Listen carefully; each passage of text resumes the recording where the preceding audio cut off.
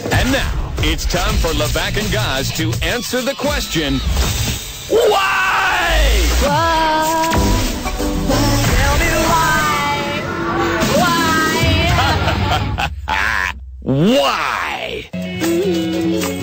My grandma beats me constantly. Why is that still on the board? It is time to answer the age-old question of why. Goz gives us something crazy that's going on in the world of sports, which is the world of sports right now. We try to make sense of it all. Levack, the New York Yankees have lost 7 games in a row.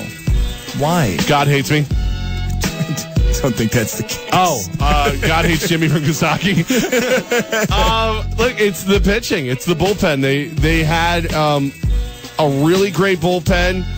Tanaka needed a day off. That wore out the bullpen a little bit. CC got hurt. That wore out the bullpen a little bit more.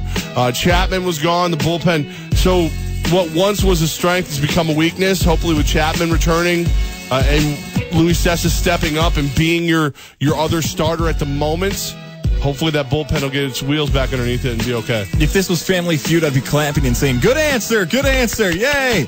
I'll continue to go with the starting pitching theme. But the question I wonder about the Yankees is that you knew this, I knew this, Buster, Carl Ravitch, anybody who wants to talk baseball, knew going into the season that the starting pitching could be the problem for the New York Yankees, the weakness of the team in comparison even to teams in the AL East. Was it a lack of talent in Scranton? Quintana was always rumored even going into the season that he could end up being a Yankee. Is it the Yankees' fault for management that they didn't think Tanaka or CC were going to have issues? Why weren't they ready for an occasion like this? Well, remember, going into this year, it was the fear. This is what I find to be the most beautiful irony of it all. The fear was CC was going to suck and you were going to give him $25 million for nothing. And the other fear was Tanaka was going to be so good he was going to opt out and you were going to have to either pay him more to get him back or you wouldn't have your ace. The complete opposite has happened where CC looked like a budget-wise purchase at $25 million. And Tanaka, now a lot of us are sitting there going, go ahead, opt out. See if I'd care. I don't. Go ahead. So Jordan Montgomery on the bump tonight. Hopefully he gets us 6-7 strong. And Tyler Clippard remembers what it is to throw a baseball to a catcher. And also maybe that makes James Caprillion. It might have been the time this season where the Yankees had projected him to be the guy right now. But for whatever reason, he hasn't developed the way they thought he would. Phil Jackson could be right now taking trade calls on Kristaps Porzingis. Levack, why? There's 7 words that the FCC says I can't say on the air. And most of them I could say right now about Phil Jackson. I think this is let me put on my psychiatrist hat. I think Phil Jackson inside is a little person and he needs his ego to be stroked, and the fact that this 20-year-old, 21-year-old had the nerve to skip an exit meeting with him, he has now become expendable. He went from the most glaring reason that Phil Jackson knew what he was doing to an insult to the king, the emperor. So now he has to, pay his penance. And his penance may be going to a better basketball team. It was a lose-lose for Porzingis, it seemed like, if he had gone to the meeting. Because if he goes to the meeting and says, you know what, I'm ready for the future for this team, it seems like he's siding with Phil over Carmelo Anthony. He doesn't go to the meeting, and he takes his own side with it. It seems as if he's being a non-leader on the team, doing his own thing, being selfish. There could have been another storyline if Porzingis had gone, and it was then it's Porzingis versus Melo. Whose team is this? Rather, Porzingis backed up the veteran who's been with him since draft night, and Phil made it turn out to be me versus everybody else, me versus the superstars, which was never the case when he was a coach. He was great at managing egos. Rodman, Kobe, Shaq, Jordan, Scotty. He won championships with these guys. 11 of them. 11 of them. He'll remind you, if you didn't know that, he won 11 championships. He's taking calls on this because he wants Porzingis gone and to seem like a smart GM, basketball guru. But he was smart because he drafted Porzingis. A lot of confusing things going on there. David Harris, the former New York Jet, has now signed with the New England Patriots. Why? So you were one of the best pieces of that defense and a coveted member of that defense as well. Because remember, when Rex left for Buffalo, there were no secrets about it. He wanted Harris to come to Buffalo. You stay with the Jets, you stayed loyal, the Jets come to you. And I think in a move very similar, from what I'm hearing, to what they did with D'Brickashaw Ferguson, hey, we need you to take a pay cut. And he said, nah, I'm good. And they went, okay. And then he practiced. And after practice, he thought the conversation was over. He was just going to make his money. They cut him. They released him. So he's on the market as a free agent. New England comes to call, and they say, you know what, the only thing missing from a great career is a ring, and we get a lot of those. Here's 2 years, $6.75 million with incentives and a ring. Come play for New England. There it is. Going to a team, you know the division, you know the AFC East, you're a veteran, you may not have a lot of time left in the league. You want to have the most success that you can. And if the New York Jets wanted to cut you and say, hey, we can't afford you, then you have to still make a living. There were times where people wondered what the future may be for David Harris just because he'd played so long in the NFL. The chance that he still has to play, and not only play, but be a contributor and win games, more power to David Harris for doing that. Play to win the game. That's right, Coach Edwards. The Philadelphia 76ers traded up to the number 1 overall pick, even though they had the number 3 pick. Why? Okay. They wanted Markelle Fultz. That's it. They're going to get him. The interesting thing today is producer Woods looks at me and goes, what if secretly it was never Fultz they wanted at all? What if they knew they couldn't get the second spot and they've wanted Lonzo Ball all along? So I don't necessarily agree with it. I don't think you pull that trigger to go get Lonzo. But there's a little extra intrigue for you. I won't work out for anybody, but maybe I'll look at Boston if it comes down to I'll do this or whatever, blah, blah, blah, blah. All of a sudden, Philadelphia comes in and goes, hey, trust the process, little man. Come here, LeVar Ball. I love this idea. I hope he goes. Lonzo Ball would be a better point guard than T.J. McConnell. He could handle the ball. And you have Markelle.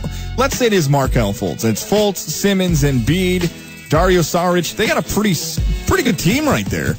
Why did they trade up 2 spots? Eventually, there's going to be the draft where they package all these picks and say, this is our move. Mm-hmm. You're waiting. Okay, this is the guy we want. This is the team that we want. They've waited long enough, Sixer fans and Sixer management. They feel like Markelle Fultz is the guy. Do I believe he's a franchise-changing player? Probably not. I'm not even still sold on Ben Simmons. Ben Simmons is coming off an injury, and he didn't help LSU get better. Markelle Fultz got his coach fired. Lorenzo Romar signed the number 1 high school prospect in the country to Washington, the best prospect they may have ever had. And he got him fired because they weren't good enough. Hopefully the Sixers make the right move here. And let's remember, they're dealing with Boston, who seems like they get everything right. 2 more here for you. Las Vegas Golden Knights have the expansion draft tonight. Let's go back to the original thing. Las Vegas is getting a hockey team. Why? I know, right? Why? The more for me to gamble on, my friend. Vegas is... Somebody had to dip their foot in the pool first. You know what I mean? Like, we knew that there was going to be teams moving to Vegas. The NHL is just crazy enough to go, okay, there should never be a large amount of ice in the desert. We're cool with it. We're going to make our own, and we're going to skate on it. We're going to be a pro team, and then we're going to get sued by St. Rose. It's going to be awesome. It's going to be flawless. They're there. Now the Raiders are going there, and then don't be shocked if it's somehow, some way, shape, or form Major League Baseball finds their way into the Vegas market. Maybe just in like all-star game type stuff or something. But NHL was brave enough to blaze the path into the desert. Good for them. I could see the NBA having an all-star game in the future again in Las Vegas. Baseball, I still feel like they're a AAA affiliate of the Mets. But sitting out in the Vegas heat for a baseball game, I don't know how many people want to do that. There's definitely baseball fans out there, a lot of Dodger fans. Why they have an NHL team? It seems like it's best for the NHL. They could have gone off to a Canadian city. They could have gone off to Winnipeg. Well, Winnipeg already has the Jets. They could have gone off to maybe Hartford, Connecticut, brought back the Whalers. They could have had that happen, but is it going to drive traffic? Is it going to get hits? Is it going to get fans and money and all the things that matter like Las Vegas would? Probably not. So that's why they end up in Las Vegas. The last one here. You were sending me pictures of yourself smoking cigars last night. Why were you doing that? Because we were hanging out, a boys' night out, you, me, and the old boss there. Steve, I can't hang because my wife won't let me, I'm sorry, fiance won't let me. Richards. And I just want to let you kids know that the old man was still out. The old man was rolling big. A friend of mine had some nice cigars. So we're sitting out over at the local watering hole, the Tipsy Moose, enjoying a cigar out by the fireplace. I couldn't believe it when he sent me a picture. I thought we were done for the night. We had a few drinks. I told you I wasn't done. I didn't believe it.